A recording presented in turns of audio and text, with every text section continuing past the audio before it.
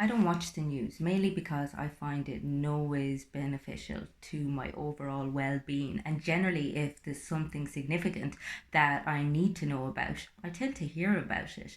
Likewise, I tend to avoid spending any significant amount of time on social media, mostly because of the way it makes me feel afterwards. I always come away feeling drained and exhausted and no ways energized and less positive. So I'm very mindful of the impact it has on, as I said, my overall well being, and consequently choose to try and avoid being there too often.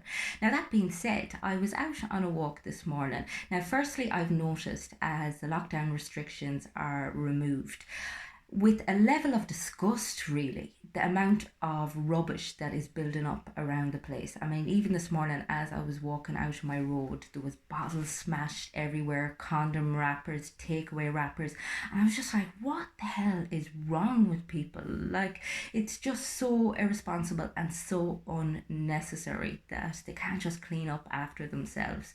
And likewise, then I came across a dying duck. Now, I hate to see anybody in any level of discomfort and not be able to help them. And this is actually the second dying duck I've come across in the space of 2 months. I suppose I've been outdoors in the morning a lot more frequently. And the last duck, I was able to get back to the house, get a box, bring it to a vet, and hopefully it was okay. This duck, he was gone too far and it was just a case of he had to wait to die. But that sort of stuff really, really upsets me. As I said, I hate to see anybody or anything in distress or pain. And then, for whatever reason, I opened my Facebook feed and a friend had posted a video of George Floyd being murdered. And whilst it played automatically, and I suppose I watched for about 20 seconds before I realised I actually don't want to be witness to this, but it was too late. And anyone who follows my content on a regular basis knows that I've spoken about kind of going through a few personal things at the moment. So I suppose emotionally I'm a little bit more raw. And for whatever reason, I just felt so overwhelmed by the state of humanity and the sadness of it all that I just burst out crying. Like, I just started crying for my sadness, for the sadness of people who are suffering. And yeah, it took me a few minutes to actually come round, and then I was fine. But I suppose you can look at it one or two ways. You can choose to look at all that is wrong with the world, or you can choose to focus on all that is good. And you can choose to, instead of being part of the problem, being part of the solution. And you may feel like as an individual, you're not really going to make much impact, but we forget how powerful we can be, particularly if every single one of us chooses to live a life of integrity. And oftentimes I talk about life of integrity and people don't really understand what I'm referring to. And I'm basically saying that you do the same thing when you have an audience as you do when you're by yourself. And I see this so often, even in a small little thing, like people when they're walking their dogs and they will pick up their dog poop when they see people witnessing them. Whereas if they don't think anybody's looking, they just leave it there for somebody to walk in. And as I said, that's a trivial example.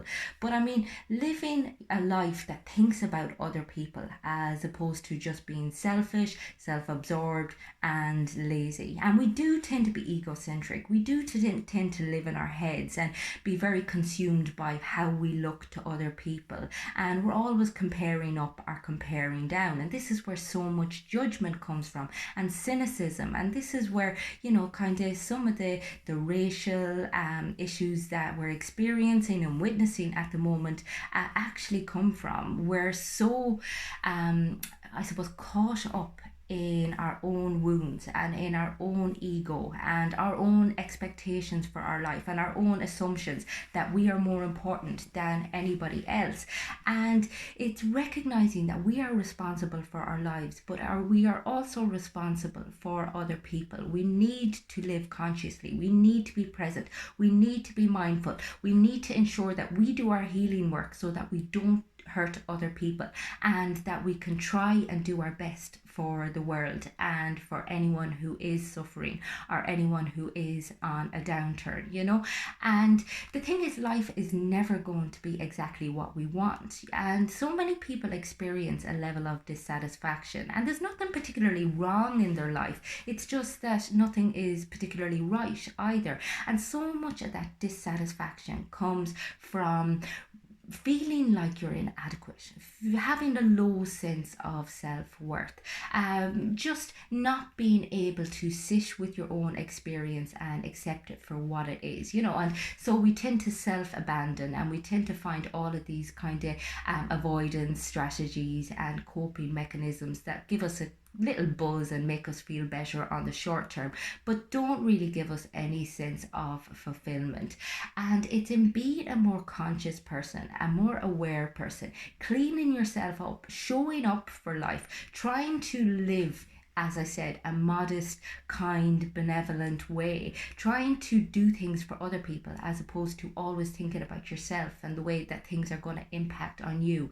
Being very humble about what it is that you know. I mean, we tend to think that we have all of the answers, and we don't. We know nothing. And I love trying to embody the attitude of beginner's mind, because ultimately we should all go into life with a curiosity. We should all be willing to learn from other people, from situations, and we should all be open to possibility and to opportunity and to, I suppose, potential for love and for compassion and ways to evolve as people, as opposed to staying in this very fixed, small-minded place. And tapping into our innate authentic loving capacities, because we all have that inside of us. We move up into our head at a very young age, and we're all about the logic and the rationality, and we need to bring it back down into our heart and into our body